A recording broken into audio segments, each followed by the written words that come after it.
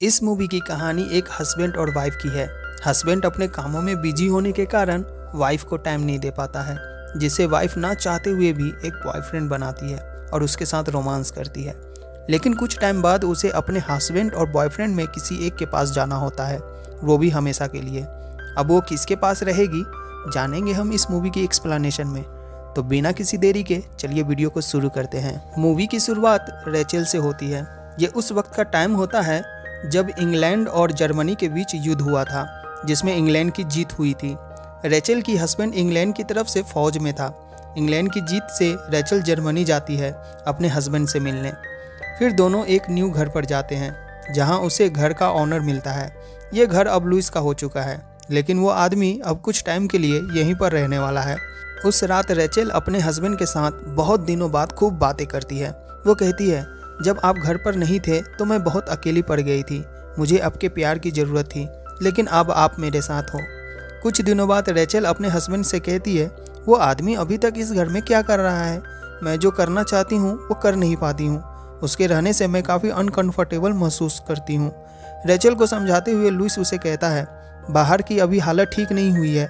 अगर वो अभी बाहर गया तो उसके साथ कुछ भी हो सकती है। लेकिन रेचल कुछ नहीं समझती है और गुस्से में वहाँ से चली जाती है। कुछ देर बाद उसे पियानो की आवाज़ आती है, जिसे उस आदमी की बेटी बजा रही थी। वो आदमी अपनी बेटी को वहाँ से जाने को कहता है और पियानो की आवाज़ के कारण रेचल से सॉरी बोलता है। वो कहता है ये पियानो उसकी वाइफ का है, लेकिन उसकी वाइफ अब इस दुनिया में नहीं है। उसकी मौत युद्ध के दौरान हुई थी। उसकी बेटी अपनी माँ को याद करती है तो कभी कभी पियानो बजाती है। ये सुनकर रेचल को काफ़ी दुख होता है और उस आदमी के लिए सहानुभूति जताती है। अगले सीन में हम लुइस और उसके कुछ दोस्त को देखते हैं, जो आपस में बात कर रहे थे। उसके दोस्त लुइस को उस आदमी को बाहर निकालने को कहता है। वो कहता है वो जर्मन है, इससे वो जर्मनी के लिए जासूसी भी कर सकता है। लेकिन लुइस इस बात को मना करता है। वो कहता है यहाँ ऐसी कोई बात नहीं है। लेकिन फिर भी उस आदमी के साथ इंक्वायरी की जाती है। लुइस को ये अच्छा नहीं लगता है और इंक्वायरी को जल्दी बंद करवा देता है। एक दिन घर का कुछ सामान गायब हो जाता है, जिससे रेचल उस आदमी से पूछती है कि वो सामान कहाँ गया। उस आदमी को लगता है मुझे घर से निकालने के लिए कोई ना कोई वजह दिया जा रहा है, जिससे वो गुस्सा हो जाता है और रेचल को किस कर लेता है। वो कहता है मुझे घर से निकालने के लिए यह सही वजह रहेगा। इसके बाद वो वहाँ से चला जाता है। जब वो रेचल को किस कर रहा था तो रेचल उसे रोक नहीं पाई। एक रात लुइस और उसकी वाइफ रेचल रोमांस कर रहे थे। वो दोनों इंटीमेट होने ही वाले होते हैं कि लुइस को इमरजेंसी कॉल पर वहाँ से जाना होता है। उस रात उस आदमी को बाहर एक प्रोटेस्ट में चोट लग जाती है। जब वो घर पे आता है तो रेचल उसका मलहम पट्टी करती है। फिर दोनों पास आ जाते हैं, जिससे रेचल अपना कंट्रोल खो देती है और दोनों रोमांस करने लगते हैं।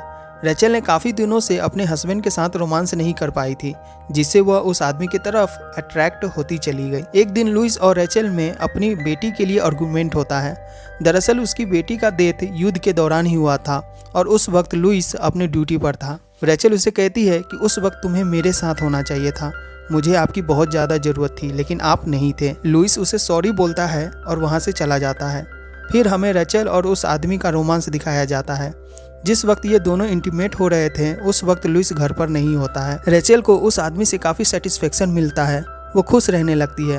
वो आदमी इस बात को नोटिस करता है। वो रेचल से कहता है, मैं तुमसे प्यार करने लगा हूँ। मैं यहाँ से कुछ दिनों बाद चला जाऊंगा। तुम चाहो तो मेरे साथ रह सकती हो और हम हमेशा साथ रहेंगे। अगले सीन में रेचल और उसकी फ्रेंड को दिखाया जाता है। रेचल अपने अफेयर के बारे में उसे बताती है। उसकी फ्रेंड ये सब करने से रोकती है, लेकिन रेचल अपने लवर के लिए चिंता करती है। घर पर जब लुइस आता है तब वो रेचल को अपने इंग्लैंड वापस जाने की खबर देता है।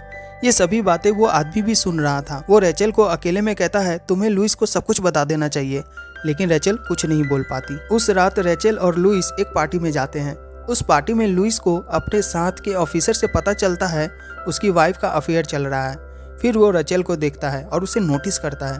वो परेशान दिख रही थी। लुइस उसके पास जाता है और उससे सभी बातें पूछता है। रेचल लुइस से सॉरी बोलती है और सभी बातें बताती है। वो ये भी कहती है जब उसकी बेटी की मौत हुई थी तब से वो अकेली रहती थी। लुइस भी रेचल के साथ टाइम स्पेंड नहीं करता था। पार्टी के बाद दोनों घर जा रहे थे, तभी लुइस पर अटैक होता है। ये अटैक जर्मनी का एक आदमी करता है, जो ब्रिटिश गवर्नमेंट के खिलाफ होता है। लुइस अटैक से बच जाता है और उस आदमी को घायल कर उसे बर्फ़ के बीच मरने के लिए छोड़ देता है। जिस तरीके से उसकी मौत हो रही थी, यह देखकर लुइस को अपनी बेटी याद आ जाती है।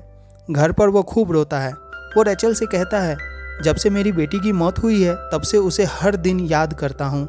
मैं खुद अपने आप से भाग रहा हूँ। यह देखकर रेचल इमोशनल हो जाती है और लुइस का प्रॉब्लम समझती है। फिर रेचल लुइस को गले लगा लेती है। अगले सीन में हम रेचल और उस आदमी को देखते हैं जो कहीं दूर जा रहे थे, लेकिन रेचल उदास होती है। वो अपने हस्बैंड लुइस को याद कर चिंता कर रही थी। वो कहती है, लुइस को मेरी ज़रूरत है, तुम्हारे साथ नहीं आ सकती। वो आदमी उसे कहता है, ऐसा तुम नहीं कर सकती, मैं तुमसे प्यार करता हूँ, हम यहाँ से नई जिंदगी की शुरुआत करेंगे और हमेशा साथ में रहेंगे। लेकिन रेचल उस आदमी को समझाने की कोशिश करती है और वहाँ से चली जाती है। अब वो लुइस के पास जाती है। लुइस भी रेचल को देखकर खुश हो जाता है। रेचल उसे गले लगा लेती है।